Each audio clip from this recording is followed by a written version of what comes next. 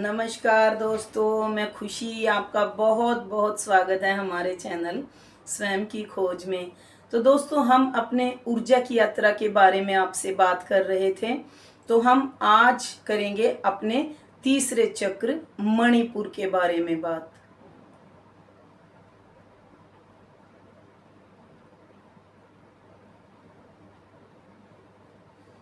क्या आपने कभी महसूस किया है कि अचानक से हमारा मन संगीत में लग जाता है और हम नाचने लगते हैं? क्या कभी महसूस किया है कि हम नाचते नाचते अचानक से उछलने लगते हैं या फिर रोने लगते हैं? क्या आप कभी इन चीज़ों का अनुभव कर पाते हैं कि क्या होता है जब हमारे ऊपर एक म्यूजिक की चोट पड़ती है या फिर हमारे पैर ऐसे थिरकते हैं कि हमें पता ही नहीं होता कि हम कौन सी दुनिया में हैं? तो दोस्तों, आज हम बात करेंगे हमें अगले पार्ट की, अगले चक्र की, जहां इनके स्थान हैं। तो नमस्कार दोस्तों, मैं खुशी आपका बहुत बहुत स्वागत है हमारे चैनल स्वयं की खोज में। तो दोस्तों, हम जानेंगे आज के चक्र, तीसरे चक्र के बारे में, जिसे हम जानते हैं मणिपुर के नाम से। मणिपुर, जिसका प्राकृतिक नेचर है संदेह करना या विचार पैदा होना, क्योंकि संदेह के बिना कुछ भी नहीं है। जब हम धीरे धीरे संदेह करते हैं तो हमारी जानकारी बढ़ती है, और जैसे हमारे विचार होते हैं वैसी हमारी वाइब्रेशंस हो जाती हैं। हम अच्छा सोचते हैं तो हमारे साथ अच्छी चीज़ें घटती हैं, हम बुरा सोचते हैं तो हमारे साथ बुरी चीज़ें घटती हैं। तो दोस्तों, इतना विस्तार, इतनी सारी चीज़ें, इनकी जगह हमारे शरीर में कहाँ है? इनकी जगह है हमारे शरीर में तीसरे चक्र में, जिसे हम मणिपुर कहते हैं। ये हमारी नाभि से सिर्फ 2 या 3 उंगल ही ऊपर होता है और इसका स्थान यहीं स्थापित होता है। जब आप ध्यान करते हैं, इन चक्रों के लिए आप प्रयोग करते हैं, तो आप देखेंगे कि अचानक से ही हमारा संदेह श्रद्धा में चेंज हो जाता है और हमारे विचार विवेक में चेंज हो जाते हैं। तो दोस्तों, इस चक्र पर हमारी चोट पड़ती है म्यूजिक से। म्यूजिक और नृत्य, ये वाइब्रेशंस भी यहाँ रहती हैं।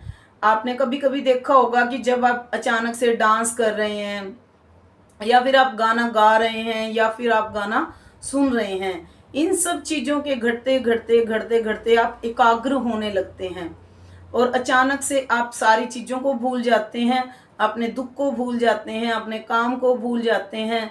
आपको ये लगता है कि ये काम अभी करना है, मुझे ये काम अभी करना है, आप सब चीज़ों को भूल जाते हैं। जब आपका ध्यान म्यूजिक में या डांसिंग में लगता है तो आप अचानक से उसमें खो जाते हैं। उसी के प्रभाव से आपका ये जो चोट है ये पड़ती है मणिपुर के चक्र पर। तो मैं आपसे ये भी कहूँगी कि ये चक्र बहुत ज़्यादा पावरफुल है। इन्हीं के ध्यान से आप एक अच्छे वैज्ञानिक, अच्छे संगीतज्ञ, अच्छे प्रोफेसर जब आप होते हैं, या आपकी एक समझ या विचार बहुत बड़े होते हैं, तो उस टाइम आपकी एनर्जी का सारा स्रोत तीसरा चक्र रहता है।